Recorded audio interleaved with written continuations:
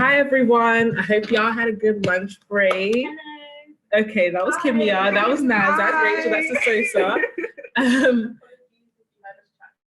Yeah. I hope everyone is settled, excited for the next event.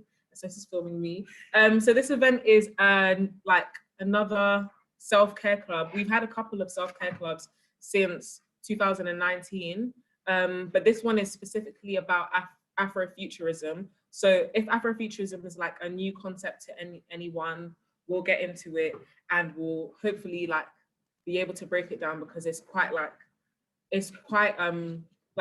it requires you to really use your imagination and basically imagine a new world outside of this world, which is plagued by lots of rubbish. But Self-Care Club was basically born out of us just wanting a space, like a community for us to like a place for us to like just for refuge, for us to collectively heal and nurture each other, because obviously anti-racist activism, all activism can be very like mentally and physically draining. So being mindful and like not naive to like, I guess, the ills of the world, basically how the world is rubbish. It's even more important for us to like have spaces of community and self-care, and not just self-care, but also community care. So we'll kind of speak about that. So this event is using the concept or like theory of Afrofuturism and seeing how it can we can impart some of those concepts into our own like healing journeys. So can we have the next slide, please? Oh no, we're doing it. Okay. So on this slide, it says, wellness now is synonymous with whiteness, being able-bodied and wealth. This excludes most of us from the space. Self-Care Club exists to redefine this narrative to one that centers Black and Indigenous people of color. We hope to create a space where BIPOC folk can indulge in the beauty that is intrinsic to our being. So just before we get into the content of today's discussion, you guys can use the chat or you can raise your hands and just say anything basically about the questions that we have here. So what do you consider as self-care and how do you practice it? The next question is, why is self-care important to you? And in what ways do you think self-care has been co-opted? So we're basically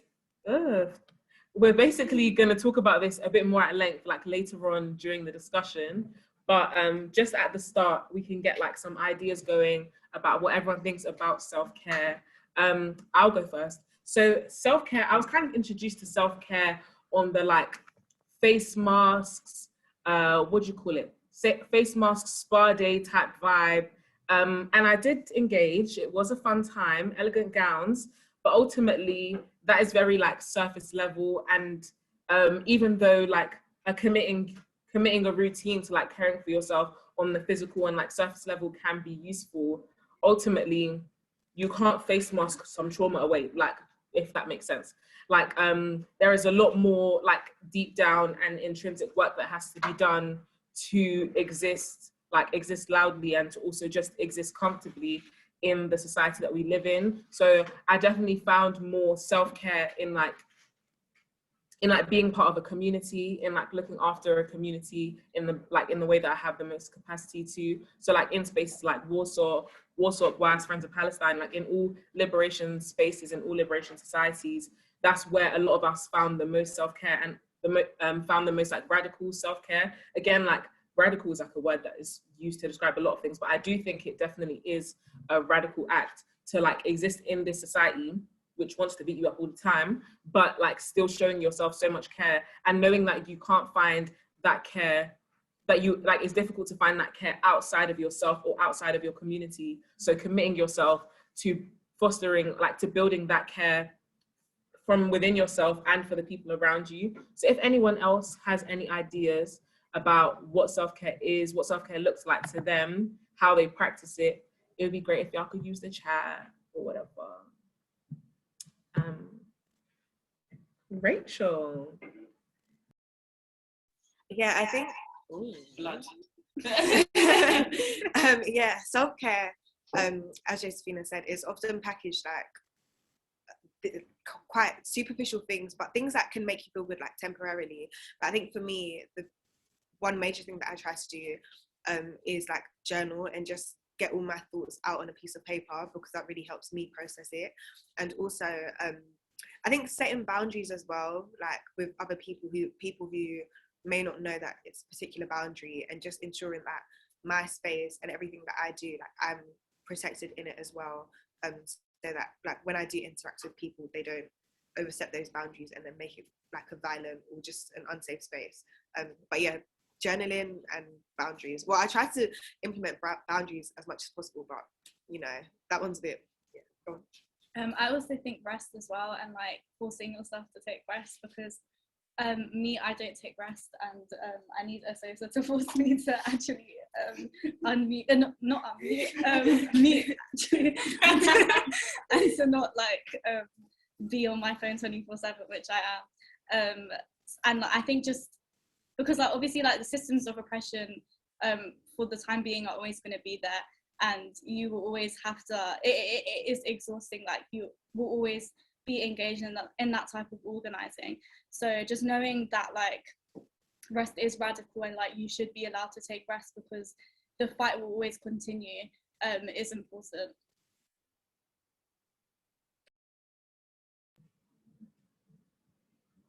Thank you both for those contributions.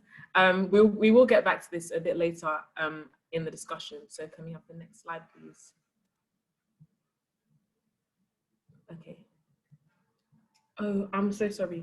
At the start, I should have said that like this whole event like is a collaboration of many different people's work and contributions. So Juditha is also co-hosting this with me. Please join and share about Afrofuturism. Love you, girlie. So yeah, Afrofuturism has its roots in science fiction. I think it was hard for people to contextualize about the future because of the 400 years of oppression. To do it in such a I guess freeing way, because their reality was so steeped in oppression that there was only I guess smaller ways in which they could like imagine a future of freedom and exploration.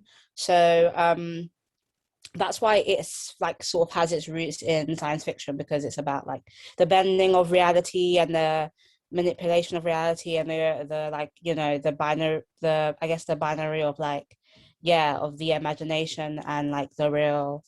And so yeah, it's a multimedia term that can define like literature, art, film, music, and it's basically it's grounded in the idea of science, freedom, and imagining a future where Black people are not hindered by the trauma of the past, but are free agents navigating across multiple realities, which when you think about it is really like, how can you even imagine that? But if we think about it in a scientific way of how there doesn't exist just one reality or one dimension, there can be multiple dimensions, because every decision you make essentially sprouts a new dimension or a new pathway. So it's basically the theory of imagining Blackness in those different dimensions without the limitations of our own reality and history. Yeah, next slide.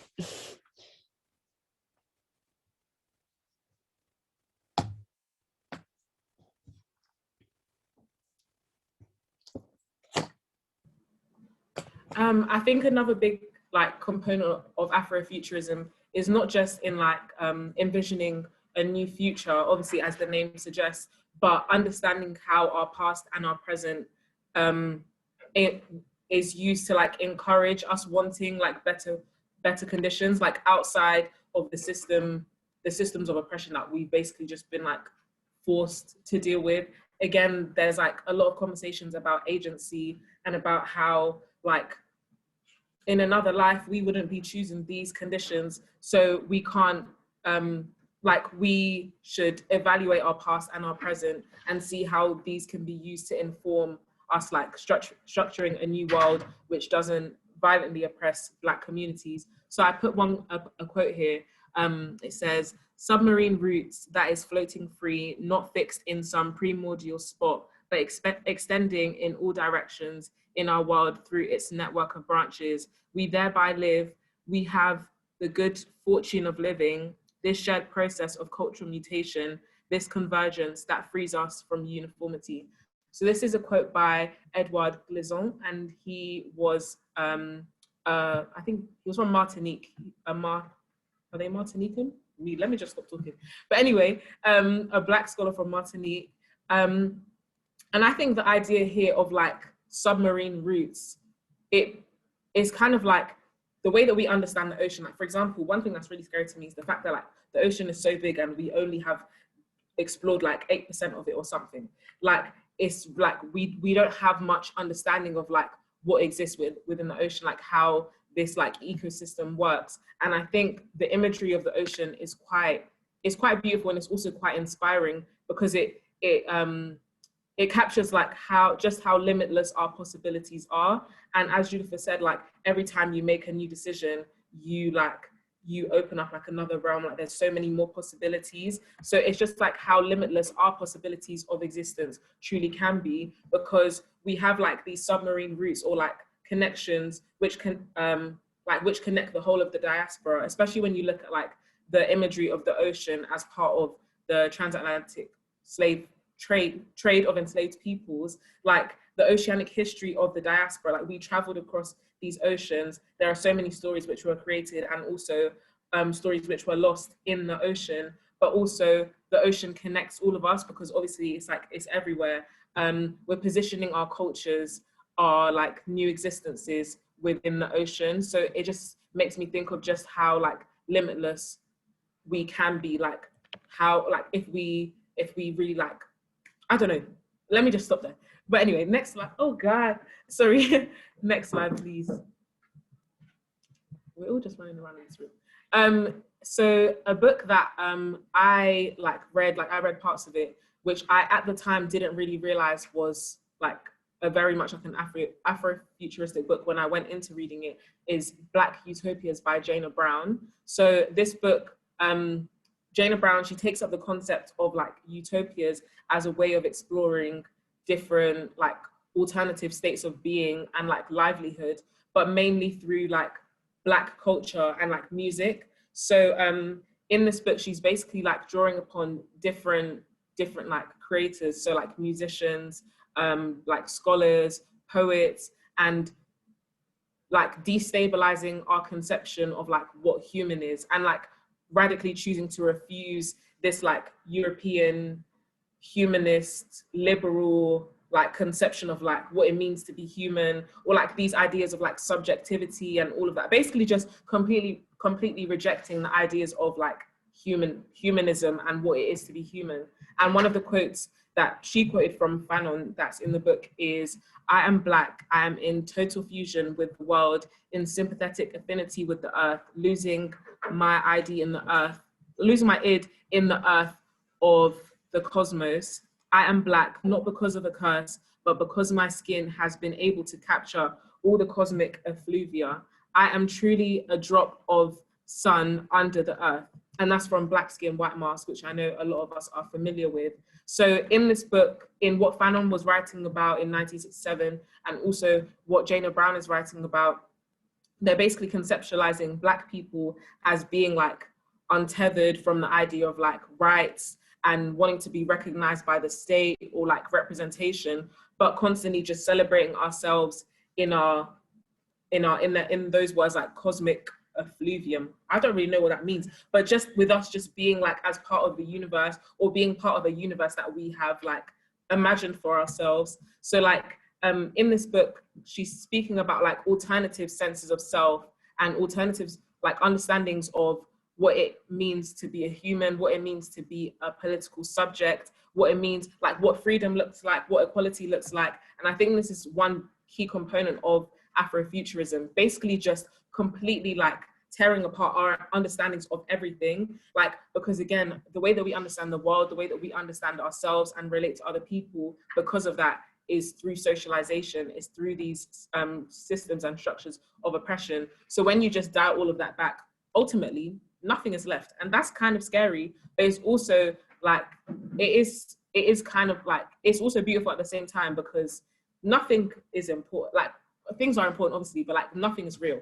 basically. And in all these like radical forms of selfhood, like we're not confined by like time, we're not confined by state, we're not confined by like the human cycles of life and death. Like, we can completely reimagine everything. And also with regards to time, just the way that society is, like, we think about time in a very like short cyclical period. So if you think about like political cycles, like we vote every 4 years, or like we consider like you spend this amount of time in school, or you have to go to work at this time, and blah, blah, blah, blah. Time like constrains us a lot. Like, the way that we think of time can be very like restricting. So if we think about time in a different way, and we're not tied down by the fear of like the life cycle, or the fear of the unknown in death, and we just see ourselves as being like part of this Black utopia, or part of this utopia, then we can like view ourselves and relate to each other in a very different way. But when we speak about the word like utopia, it's often like seen as being like, I think the word I'm looking for is pejorative. Can somebody in the room please confirm? I don't know. But basically like a term that just like, it's quite negative sometimes, because it'll be like, oh, you're so utopian. Like, you just expect everything to be good, blah, blah, blah. And in Jana Brown using that word, she is acknowledging that utopia often indicates like the failure of a project, or like, oh, you have a utopian outlook on the world. But she's, I guess, reclaiming the word utopia and using it alongside Black, which you would probably see as like a dichotomy, like Black and utopia, because we see the Black existence as being so like negative, and using it next to the word utopia, like it doesn't seem like these two words should go together. But she's like conceptualizing utopia as a state of being and a state of doing, rather than it being like a utopian world where everything is good and like that kind of stuff. So also in the book, she speaks about how utopias are closer to us than we actually like conceive them to be. Because again, we know right now we're not living in a utopia. This thing is real dystopic. Like, this thing is real bad. But there is so much more utopia, I guess, in like just the world around us. For example, there's like, I'll basically paraphrase it, but she speaks about radical utopian practices of preaching women, including like challenges to the state and capitalist control, religious practices, and like envisioning wild worlds of dreams and visions.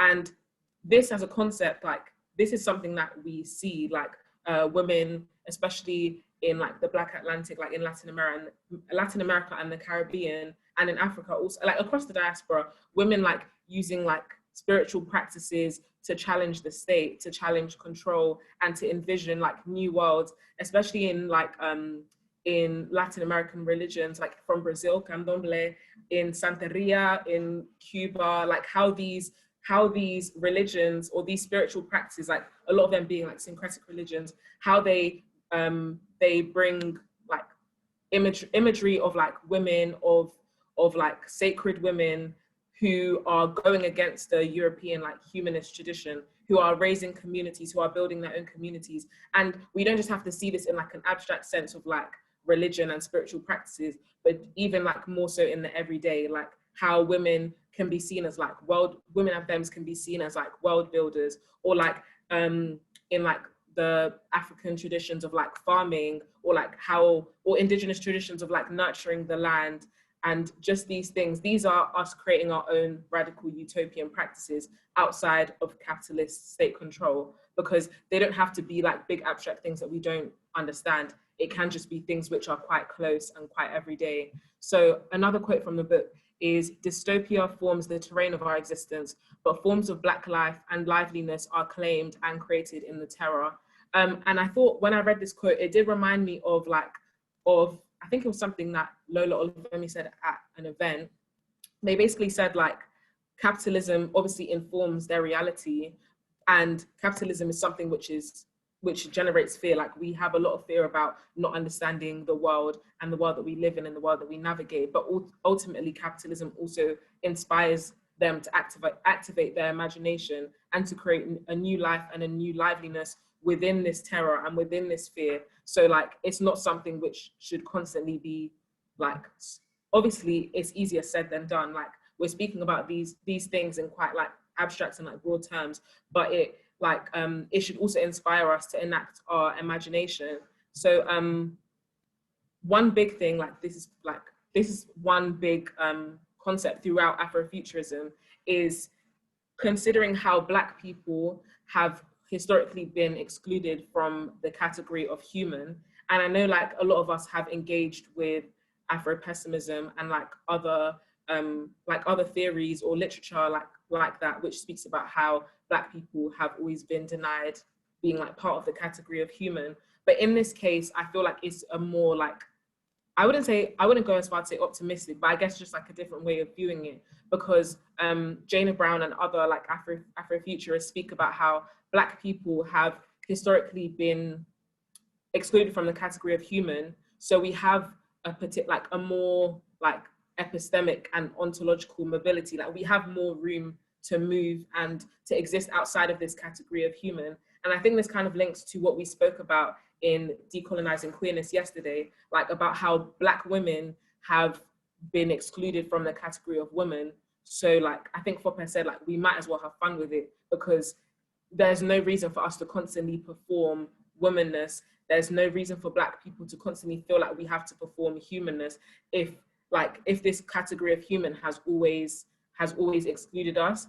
And I feel like when you relate that to how you view yourself and how you present, it can be really transformative. Like, I don't have to be a woman, I don't have to be a human. That's why today I'm giving clown alien. Like, I'm giving clown alien baby. Like, I'm reclaiming clown. They said that they base clowns on Black people. Today I'm reclaiming clown. You don't have to be a human, you don't have to be a woman, you don't have to be anything. Just do your thing, live your truth, speak your vibes, do whatever you feel like. Yeah, the girls are clicking, the girls are clapping, thank you. Yeah, so yeah, just like, we don't have to be confined by anything. If they don't want us to be human, then today I'm gonna be an alien. So another like Afrofuturist, which is like a very like core Afrofuturist, is Sun Ra, and I think we'll speak about a bit more about them later on. But in Sun Ra's work, and within like this like framework of Afrofuturism, which has inspired music and literature and everything, we're just they seek to like find subjugated knowledge or hidden ways of being, like hidden philosophies of being, which have constantly been obscured by like white knowledge formation. Because it's not even like us seeking to like recenter ourselves or like push them out or like actively say like, we're not going to center white ways of being or white epistemologies or ontologies. Like, we're not even concerned with that. Like, we are here creating an Afrofuturist or like Black utopian way of existing, way of understanding the world, way of being, whilst not even being concerned about like what else is going on around us. Like, it's very like tunnel vision, as in we have constantly had to be concerned with the rest of the world, like how the rest of the world is operating, be concerned about how we present ourselves in the world because of how we will be accepted or received by the wider world. But when we focus more on our community, and in this case, obviously we're speaking about Afrofuturism, but this extends to like all BIPOC, like where we can find safe spaces, because I'm not saying that all BIPOC, we're all going to be brothers and sisters, so we're all going to vibe and smile, because I don't know anybody from anywhere. But ultimately, when we focus on our community and we're not like blindsided by like everything else that's going on around us, then we can envision more for ourselves. I think, again, I hope this does make sense, because I also think it shouldn't make sense. Like, things shouldn't make sense. We should use our imagination. What Rachel said, what is logic? And nobody should answer that, because we don't have the answers. So yeah, that's my thing. I will never talk again. I'm so sorry. But next slide, please. Please. Sorry. That was a so-star. Yeah, so a lot of not people, because I haven't asked people, but some sort of misconceptions are like, especially with the Wakandification of just Afrofuturism, A lot of people kind of think it's about space, travel, stars, guardians of galaxy. Not really, but yes and no. As I said, as Josephina said, it's either or.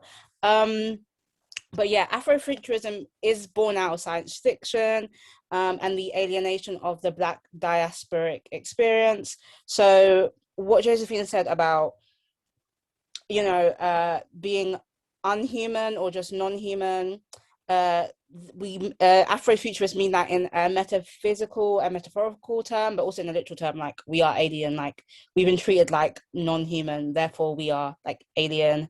So yeah, it kind of ties in with a sense of not belonging to this world. So therefore, if we don't belong to this world, then we belong to the universe, or we just belong to nothing at all. Either way, it's extraterrestrial. It's not of this earth, of this terrain.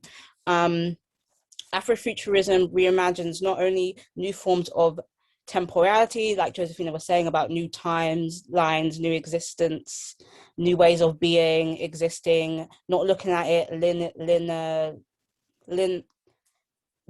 through the line of lineageness, but sort of exploring, I guess, the bending of time through science, speculative fiction, and other artistic and intellectual means.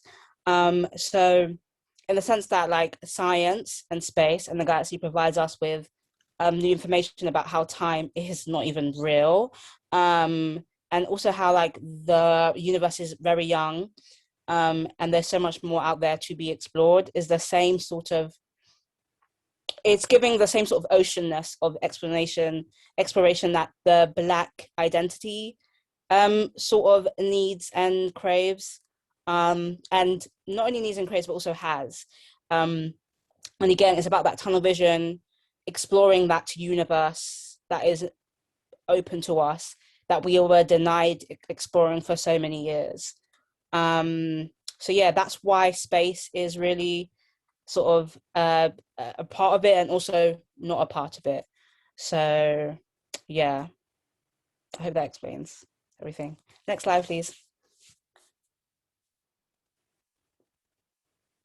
Oh yeah, this is a video. It kind of sums up what we've been talking about, but puts it into like more layman sort of terms, and sort of references all the mediums that can feed into Afrofuturism that we've sort of referenced. Please play. Yeah. And that science fiction writers imagined. The parallels between Black life and sci-fi storylines are blatant. Despite this, there has been a glaring exclusion of Black people from works of science fiction. As such, one might think that Black people would shy away from speculative fiction and instead opt to focus on the present. We need to represent Blackness and Black people within every realm. We need to be able to see that that imagination is key, and representation has to do with allowing ourselves to be able to let our imaginations take flight, that creative impulse, that's essential. Afro-aliens call us weird. Traveled through the galaxy and we landed here. Afrofuturism is an art form, practice, and methodology that allows Black people to see themselves in the future despite a distressing past and present. It calls upon sci-fi imagery and futuristic ideas to reflect upon the marginalization of Black people. Practitioners conceptualize an array of visions of what a Black future could look like. But what does that look like? We identified 4 unique Afrofuturist artists who have used their work to imagine Black life beyond its current state of global oppression. A 500-year history of colonialism, slavery, racism, and segregation have left people of the African diaspora with a disjointed idea of what it really means to be home. Always feeling like we ain't from here, this is not our land, this is not our people.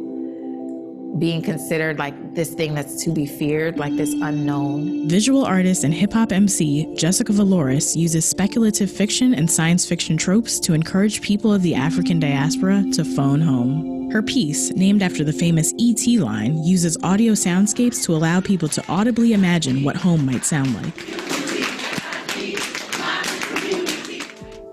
In her play, Enough VO5 for the Universe, Melanie Goodrow depicts a world 100 years into the future where God is a gender non-binary Black person. It is a vision of the future that celebrates Black queer lives in spite of present-day queer and trans antagonism. A toxic soup of poverty, misogyny, anti-Blackness, and transphobia leave Black transgender women and femmes at an exorbitantly high risk for being murdered. I thought it was an expansive image of God, to think of God as a man who also can be a woman. We have to expand our ideas of what Black maleness is or Black femaleness is. The most disrespected person in America is the Black woman. The most neglected person in America is the Black woman. Black people are often caught in the ironic crosshairs of being hypervisible and invisible. Black women, for example, are often hypersexualized, leaving them at a greater risk for sexual assault and violence. Yet, they have also been largely left out of conversations around sexual violence, even following the rise of 2017's #MeToo movement. Afrofuturist costume designer and cosplayer Delta Major reclaims the narrative of how her body is perceived in the world.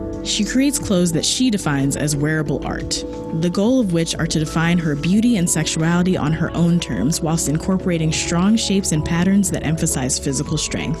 I feel like I can totally be in Wakanda, kicking some ass, taking some names. And while Afrofuturists are hard at work producing art that rethinks the present, some artists use the genre to reimagine the past. In the graphic novel Maddie's Rocket, retro Afrofuturist Tim Fielder imagines a Jim Crow-era heroine named Maddie, who flies rocket ships and fights back against the KKK and aliens with her trusty rifle. There have always been gun-wielding, Jim Crow fighting Black women, always. You just never saw them. Retro Afrofuturism is the filling in of those voids through speculative fiction.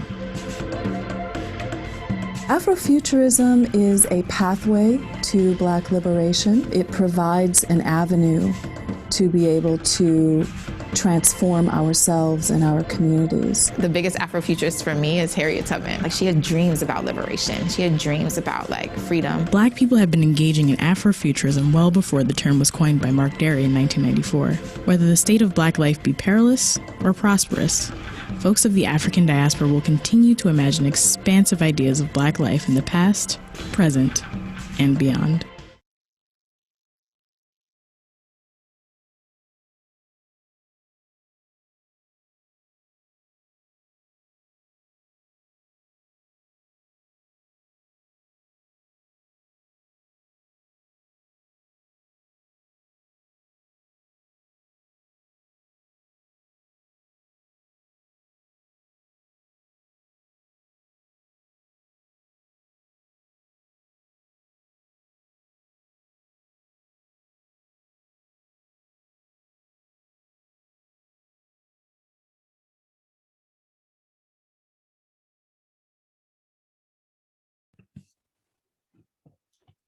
Okay, so yeah, as the video has sort of gone into I guess the ontology of Afrofuturism and how it's manifesting today, I'm going to talk about how Afrofuturism can speak to self-care, and I'm basing my point of entry is a book called, The Parable of the Sower by Octavia E. Butler. She's often held as the I need to stop bumping, so sorry. She's often held as the mother of Afrofuturism. She was a novelist whose work spanned, I think, the 1980s and 1990s. And I think she passed away in 2006, if I'm correct. She wrote obviously many books that had themes of Afrofuturism. One of the biggest ones was Lilith's Blood, which was a trilogy about a sort of a group of aliens who escape a nuclear holocaust, and then they come on to Earth and things ensue. So yeah, this book though is an Afrofuturistic dystopic book about America, specifically about the state of California. I'm trying not to give it away too much because it's something that you kind of have to read yourself. And the themes of, I guess, empathy, violence, and the future are kind of like the cornerstones of the protagonist's philosophy. And they form this philosophy called EARTHSEED, which is somewhat of a, I don't know how to spoil it, but it's kind of like a guiding force that helps a group of people survive a situation in order to get to a future where Black people can be free. So yeah, the philosophy of EARTHSEED is a futuristic philosophy coined by Octavia Butler through her protagonist in the parable of the sower. Next slide, please. So yeah, this is the basically the essence of EARTHSEED.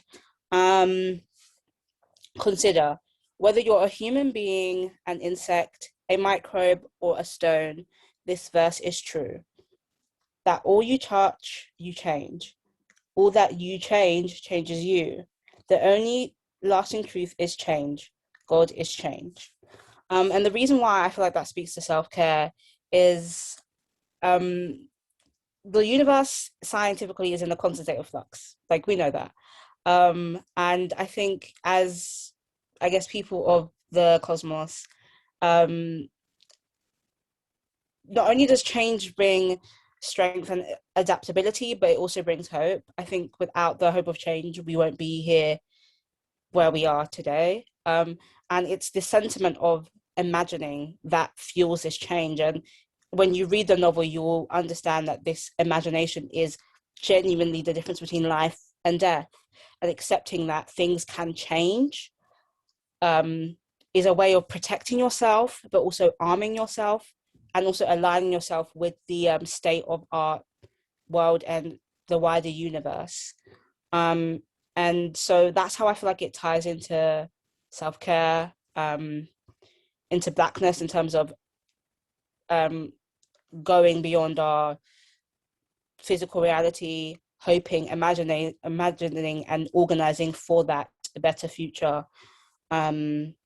is radical and loving. And yeah, I think this is a philosophy that honestly needs to be framed along with, you know, Marx and them and there. Like, it is quite a, I guess, postmodern philosophy, but it's something that can protect us. And I think that is one of the cornerstones of self-care, is protection. So yeah, and it is like a lot, it's kind of like focused on the self, like things pass through you, you affect other things. There's a sort of a reductive humility that is something that I think is needed in anti-racist work, humility, knowing that there is like a unity and solidarity between us that just demands and begets equality. Yeah, I hope that explains it.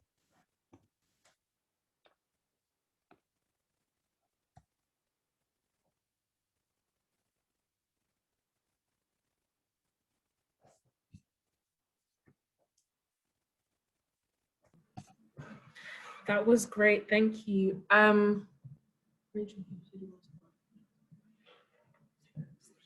Oh, okay, yeah. Now we're going to have a discussion broadly, obviously, about Afrofuturism. I know it might be a concept that a lot of people were introduced to like today, but I think like the core ideas of it are things that a lot of us have encountered and would hopefully be up to discussing.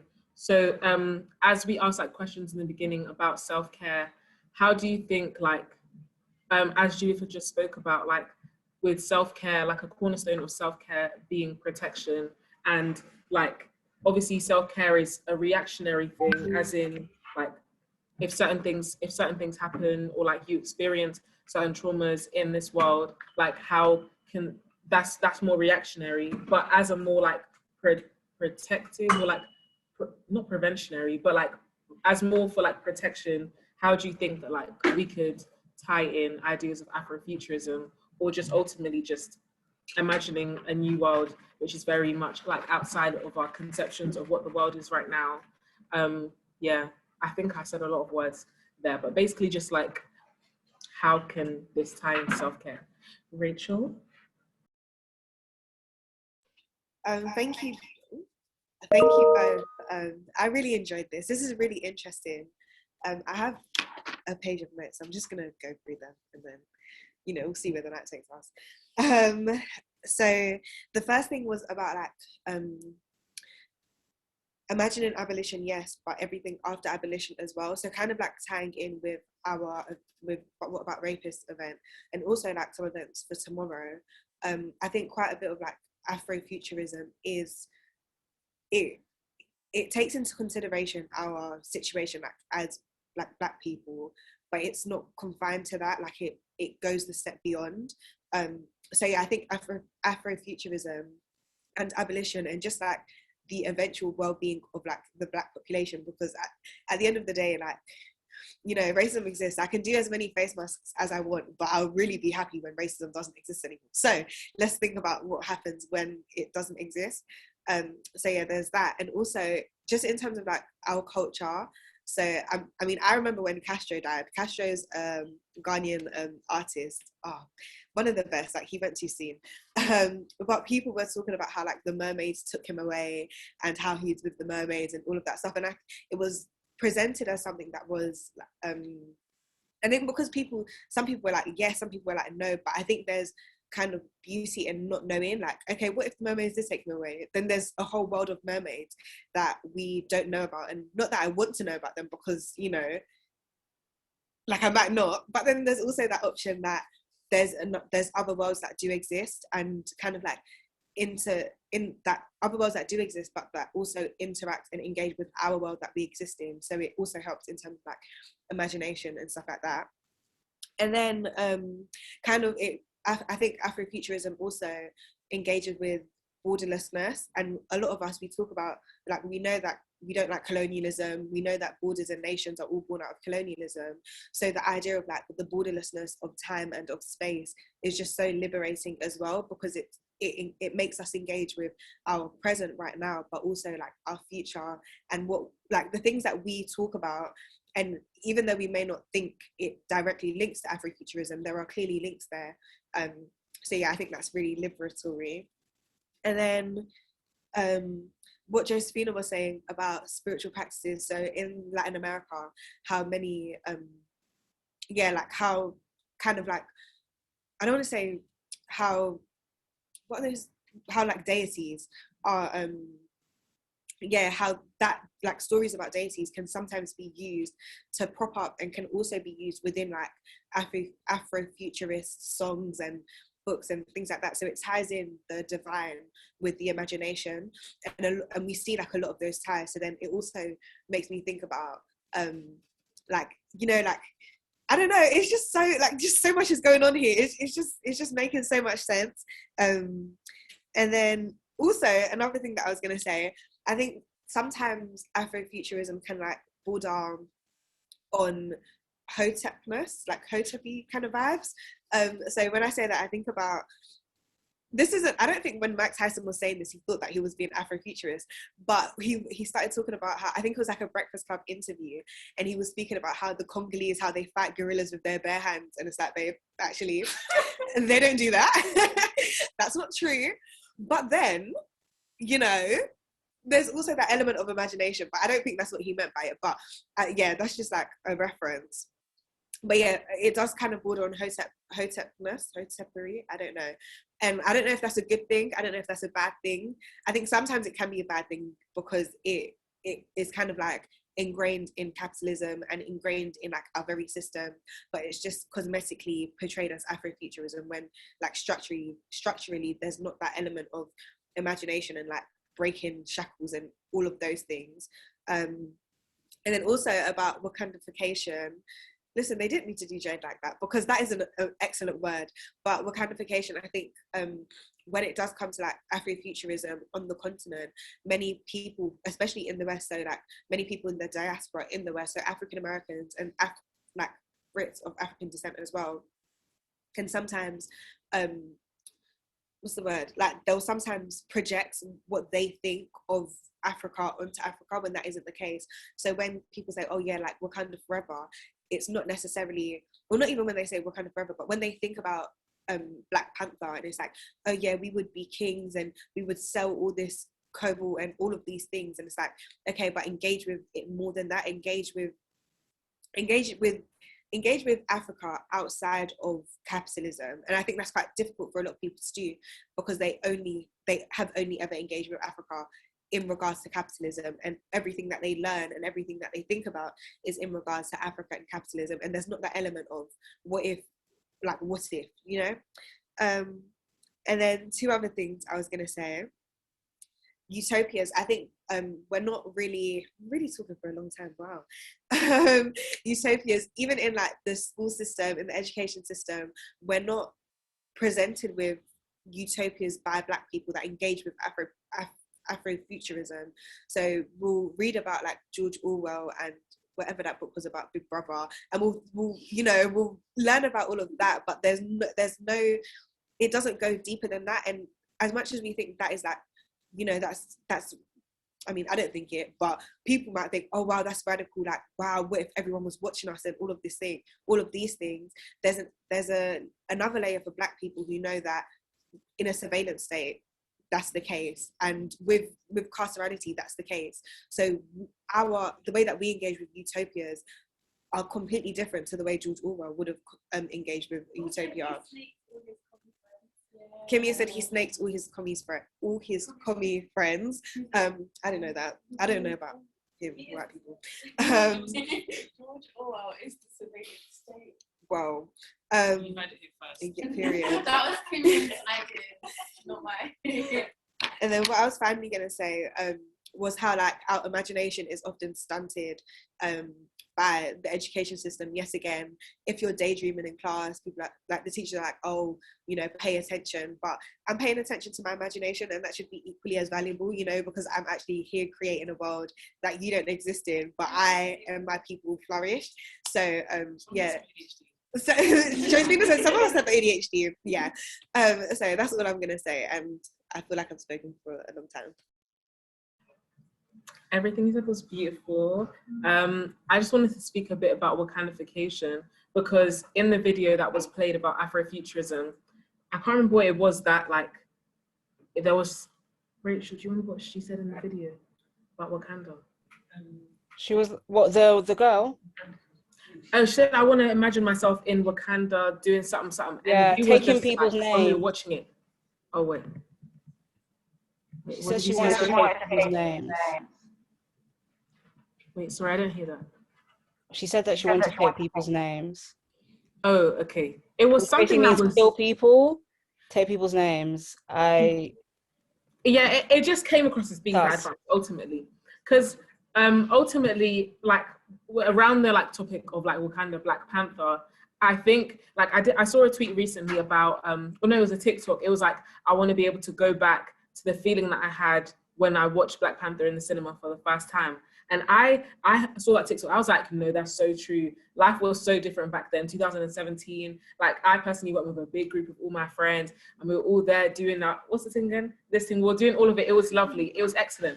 But ultimately, now that we are more well-read and we understand like what the motivations behind this was, we're able to scrutinize it. And that was obviously what Jade Benter was doing when she used the word Wakandification, and what Rachel was just speaking about engaging with Africa outside of capitalism. Because ultimately, this way that Wakanda and Black Panther is written, it's still resource exploitation. There's the material, I can't even remember what it's called, but the material that is found only in Wakanda, the rest of the world wants it. It's obviously just like a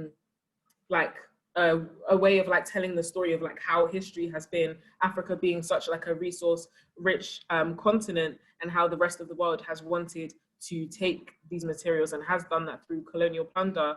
But ultimately it still focuses on like technological convergence or like technological expansion. We still view like a lot of Afrofuturist like themes or like our future as being like very much run by technology, and like, I don't know, sometimes leaning towards like, again, with it being like science fiction, leaning towards like robots and leaning towards all of these things, which still like in the present we don't fully understand, or we haven't fully grasped, and we also know can be quite dangerous, because with like all the technological convergence that we've seen, there's like AI, robots, and how and like just increase like machinery and stuff like that. We see how dangerous that has been, especially to like Black and Indigenous people of color, how that threatens so many people's livelihoods if we just continue to like converge and like keep on using technology in this way. And if we only interact with Afrofuturism in a way which is like, okay, yeah,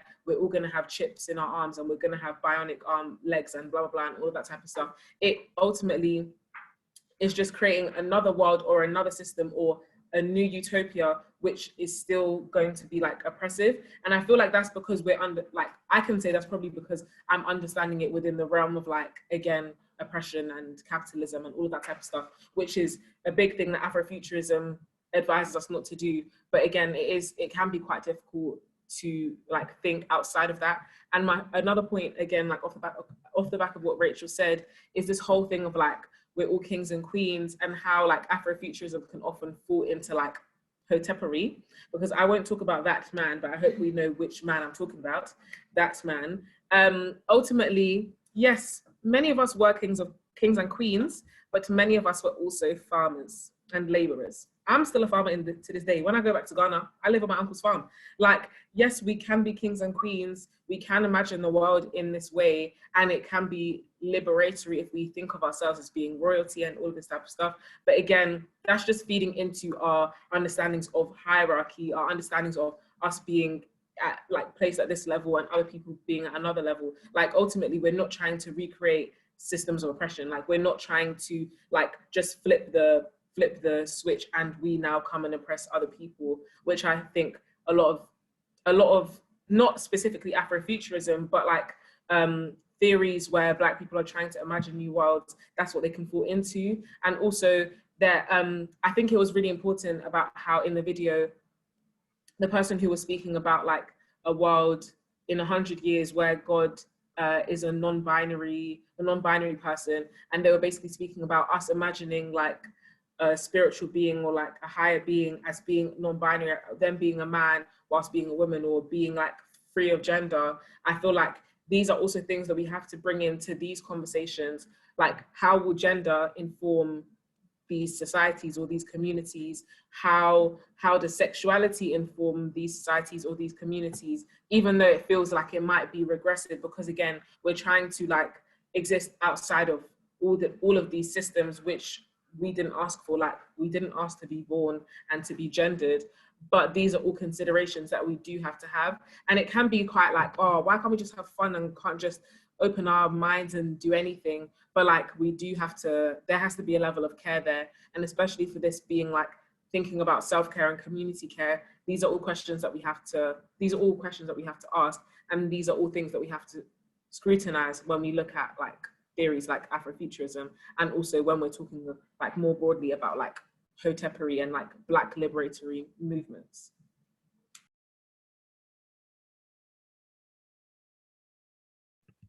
Yeah, I completely agree. One thing I wanted to say is that there is a sort of tension between Afrofuturism and Afropessimism, and it's, you know, I think this tension, to me personally, like Palami, like it was so clear until we got to Wakanda, like until we got to the flying spaceships and stuff like that. Like it was clear that like it was futuristic. Afrofuturism was essentially futuristic, but was so well informed by the past and the present, like to the point where like this whole like, I guess, you know, Robocop-esque sort of timeline, like it is a very capitalistic, technocratic idea.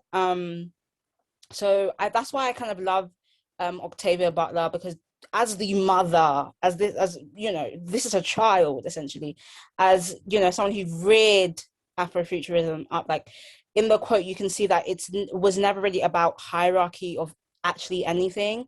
So like, as it says, as it says in the quote, it says, whether you're a human being, an insect, a microbe, or a stone, like it was meant to be not just for, I guess, sentient beings, but for the environment, like for nature. And I think a lot of Afrofuturistic ideas today negate the whole nature thing, as if that's not part of our physical universe, which I find kind of weird, kind of interesting. And with nature does come distraction and does come change.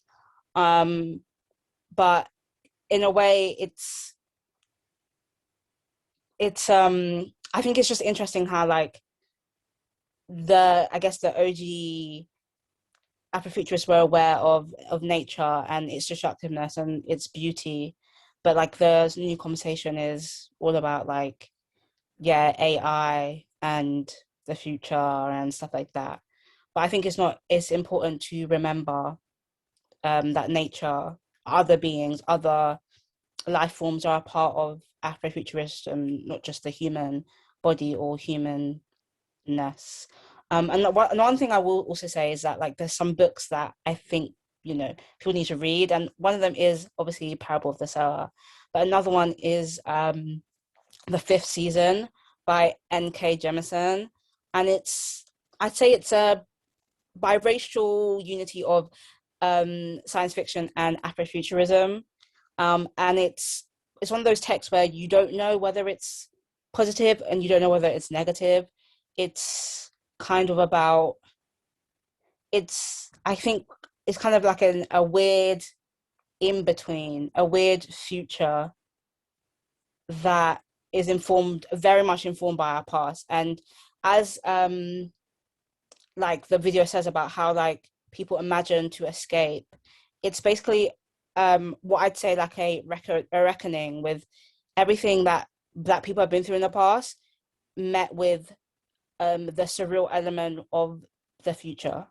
So it's almost like Afrofuturistic, and yeah, it's like the present and the past clashing in a really metaphorical and physical way. So yeah, that's another text I would check out. And I'm just going to speak just really quickly, I feel like I'm rambling too, on aesthetics.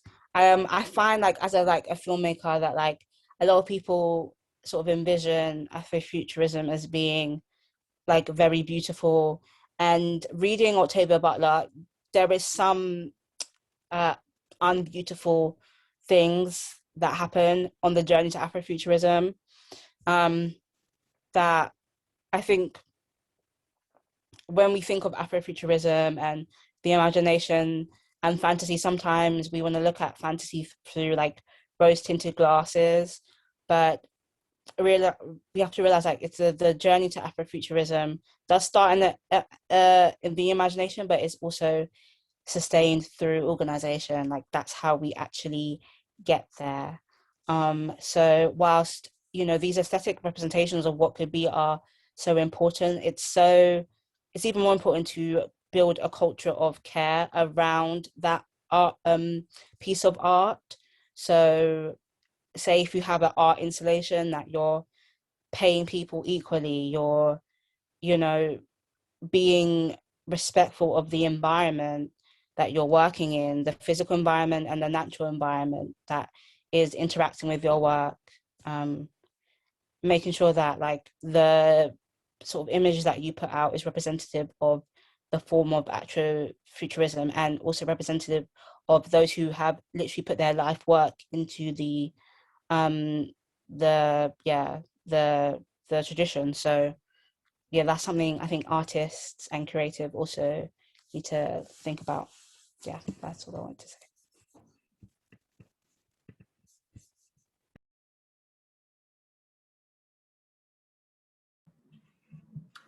Yeah, and another thing that I was thinking whilst like you were speaking was about how, again, Octavia Butler birthed this whole like traditional like thought of Afrofuturism, but still paid attention to the fact that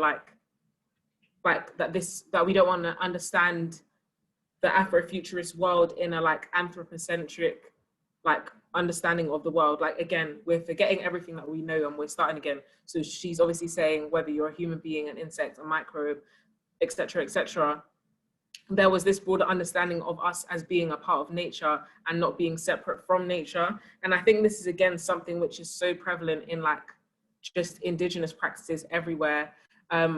Also, like in Ghana, for example, like the Akan people, like through Adinkra, so like Adinkra being like symbols which were in pre-colonial Ghana and obviously still exist today. One of the symbols is called Asase Yedru, which means the earth has no weight. And it's basically speaking about like the divinity of earth. It does kind of have some, like, it kind of does lend to like the imagery of Mother Earth. And I understand that that can be like quite problematic to like gender the earth and stuff like that. But it's more so just speaking about like the divinity of the earth, like in general. Like the earth is something which has to be nurtured and has to be respected. And this is something that came from like pre-colonial philosophy. This is something that has existed throughout the diaspora. And in this like symbol of like the earth has no weight, there's also the concept of like how all power emanates from the earth. Like all things come from the earth, all things come from the universe, all things come from like this realm that we live in. But then it's also just talking about how like time is very fixed. Like time doesn't really like, we shouldn't be constrained by time.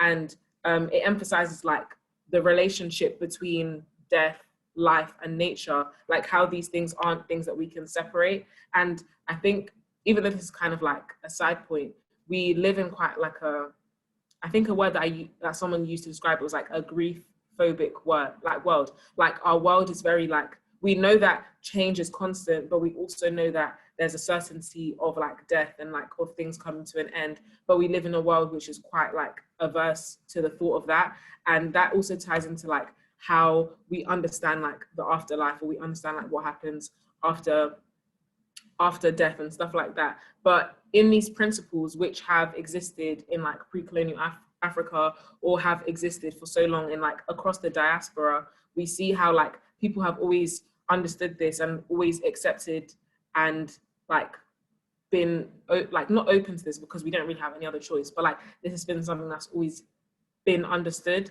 And I feel like when you get caught up in like capitalism, all those things that are bad vibes, then like it's more difficult to process this, and like that can have such like a bad impact on your own like way of like viewing yourself in the world. Like we can be quite like fearful of change, we can be quite like just fearful of things that we don't understand. But again, in just allowing ourselves to like not believe in anything, or know that not like everything's fake, or like everything is subject to change. We change things change us. And as Butler says, like the only lasting truth is change. When you're more able to be like welcoming of that and accepting of that, then I guess there's like more freedom in that. There's more freedom that you can find in accepting that type of change. So we all spoke so much, and that was crazy, but I think that was really good. Like that we tried. I hope we were able to like link this big concept, which again, it can often be really misunderstood, and like try and ground it in like things that we understand about care and community. So I hope everyone who was here like learned something, was able to like reconfigure their beliefs about anything at all. I think a big thing to take away from this is that nothing is real. If you want to be an alien baby, anything, a leaf, a rock, a tree, do what you want, do as you please, period. But thank you, Judith, if you have any closing words. Yeah, I just wanted to say that scientifically speaking, we are all actually made of stars.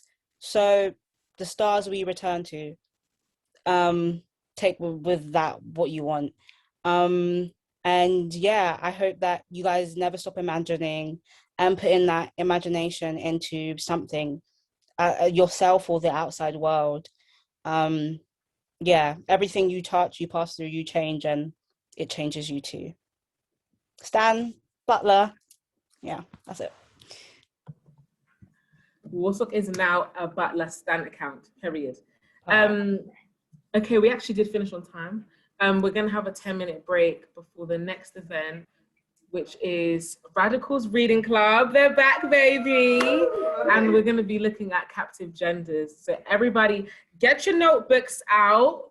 Get your glass of water in the next 10-minute break. We'll see you very soon. Thank you, everyone. Now back to Rachel's world famous playlist. Let's go, girlies.